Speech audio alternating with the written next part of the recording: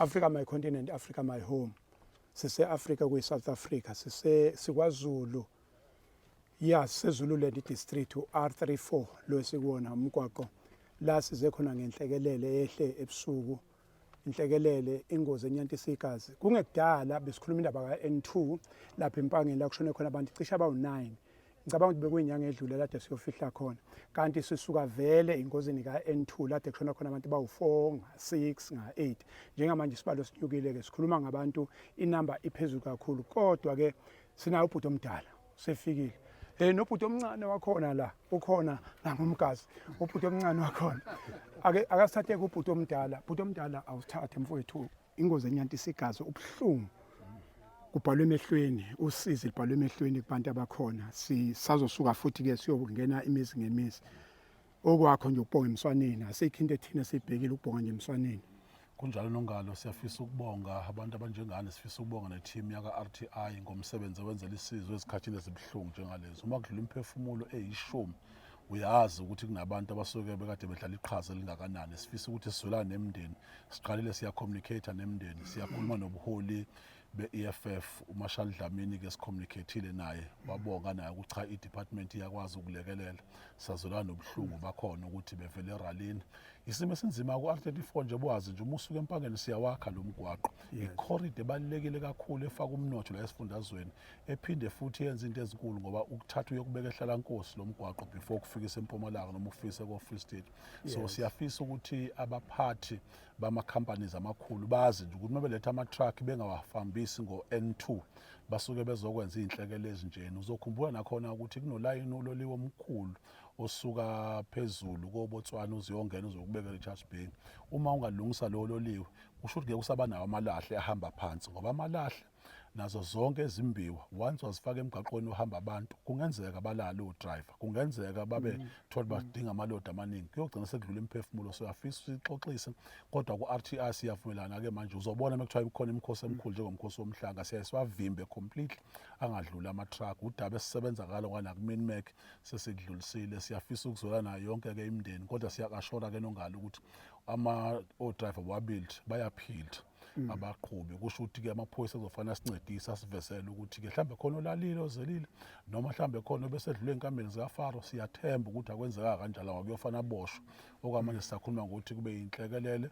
Uyabona ukuthi i-truck njengamanje ke uma yehla kufanele ngabe ngasokunxele but ingaka right noma okwesokudla ukutshela ukuthi bese khona ukuphambana. Kusho ukuthi ke ngoba kuthiwa ibhasi belishona phezulu i-truck yehla ingozi i-head on yenze ukuthi kube kanjena. So isimo sakhona sosibheka ithathiwe already ibhasi ika RTI station sethu siyosihlola no RTMC senze lonke ucwaningo ukuze sibuyise impendulo ephelele nobeke basabuya kabathandiweyo kodwa at least siyobe sesazi ukuthi inhlekelele zenziwa yini ukuze sikwazi ukuthi sizinqobe kuya phambili.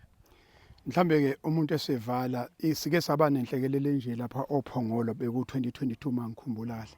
Yayithinta indaba ze truck engifuna mina ukudlulisa einkabeni lezempolompolo nabanikazi sabamba lapha ngoba ngiyakhumbula lapha mhlonishwa into esayenza lapha kwangajwayelekile inkampani sahlangana ngicabanga ukuthi umnikelo sawuqoqa kuhlangene imali nezinye izinto sayihambisa emzini angapha ophongolo yayimali yayilapho ku 800,000 kwaphume kwangakhona ke ukuthi kuthiwa hayi department ngoba sithi ayibambe ekhona akona umsebenzi ka department lo akona umsebenzi umuntu wonke ose South Africa. Njengamanje ke besocela futhi ukuthi ke iphinde futhi inkampani lezama truck ke iphinde sibambe ngoba sasibambe inkampani zaseMpumalanga zafika zeze KZN sabanomhlangano lapho phongolo kwamasipala uMM wakhona wayekhona nomeya wakhona wayekhona uCFO wakhona wayekhona salwenza kahle uhlelo ukuthi mase kunesimo esinye asingebe siyabuka manje ukuthi utransport usibanibani sesithi ayibambe ekhona siyocela nje bephume bonke ngononina sibuka ukuthi yini esingayibamba la singasiza khona nje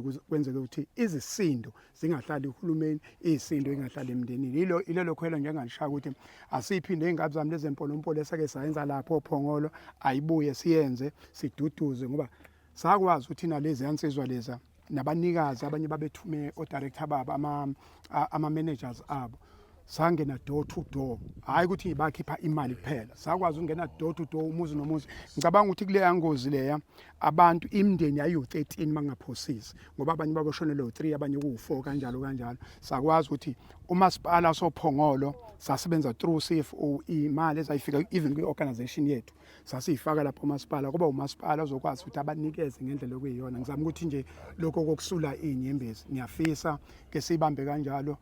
Nanti i-ofisi ke likhulu qala kwakungekho kubambisana ngalesa sikhathi, njengamanje ubambisana sekukhona liqondeni leli ofisi inkampani ezama-truck azize la kubuka ukuthi singabamba kubafowethu kwenzeka ukuthi ke uma siya kule mndeni maqala uhamba kule mndeni nani nikhona kwenzela ukuthi ke nani kwazi ukuhlanganisa amehlo nabantu ababhujelwe. Ngiyabonga kakhulu bhuti omdala, ngibona ukuthi uhamba phezulu mina lokhu ngitatabuya lapha kulungile bhuti omdala, sizobonana uma usosinikeza inhlelo ukuthi singenane no-door to door.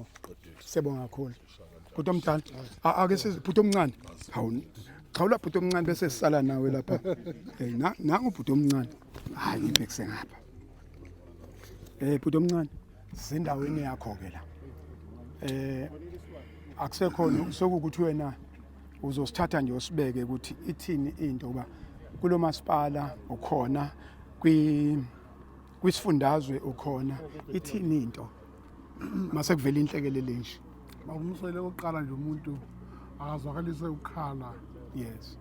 Sikhalela imindeni elahlekelwe izihlobo zabo. Yes. Bese sifisela ke laba abasebhedlela uba balulame babuyele emndenini yabo. Yes. Okukhulu kakhulu njengomasipala wasoLundi siyafisa ukuthi abasebenzisi bomgwaqo Yes. baqaphele zonke izimpawu zomgwaqo, bayihloniphe futhi imithetho yomgwaqo. Yes. Umgwaqo ngoba ubuka nje ebakumsweni ukuba kuthiwa ama-truck lawa alayisha imithwalo emikhulu njengamalahle asebenzisa u-N2 Yes. njengoba sazi sonke, ngabe iy'ngozi enjengalezi ziyagwemeka. Yes. Ngoba nje njalo nje uma ukuthi kunengozi la ku-R34 ehamba nemphefumulo eminingi, Yes. kuyoba phakathi kwe-truck netekisi, Yes. kube phakathi kwe-truck nebhasi njengoba kwenzakele nje namhlanje. Yes. Ngikhuluma-ke ngey'ngozi esike sibe nazo lapha ko-19. Yes. Ziyayifaka phakathi itekisi ne-truck. Yes. Njengoba nje namhlanje la kuyibhasi ne-truck. Ne-truck. Ngakho siyakhuleka kubafowethu laba abasebenzisa ama-truck ukuthi ake becabangisise kahle lokhu ukuthi noma ngabe bajahe kangakanani angiyazi-ke indlela abasebenza ngayo, kodwa abawugweme lo mgwaqo lo, ikakhulukazi ngey'khathi zasebusuku. Yes. Siyabonga kakhulu mkazi, siyabonga kakhulu. Africa my continent emndenini yonke egutshazelwe yifu leli lemnyama sithi dudu akwehlanga lungehliyo. Bese kuthi ke ngisho emaqenjini ke ezepolitiki ngoba lento ithinta ubona kakhulu, kube iqembu le-EFF sithi dudu kusuka phezulu eholini be-national kube i-province kube isifundazwe sithi dudu akwehlanga lungehliyo, abantu abaduduzeke kodwa ayibambe ekhona siduduza imndeni ngoba okukhulu kakhulu imndeni, lokho okunye kuyalandela ngemuva. Siyabonga kakhulu mkazi. Thokoza kakhulu.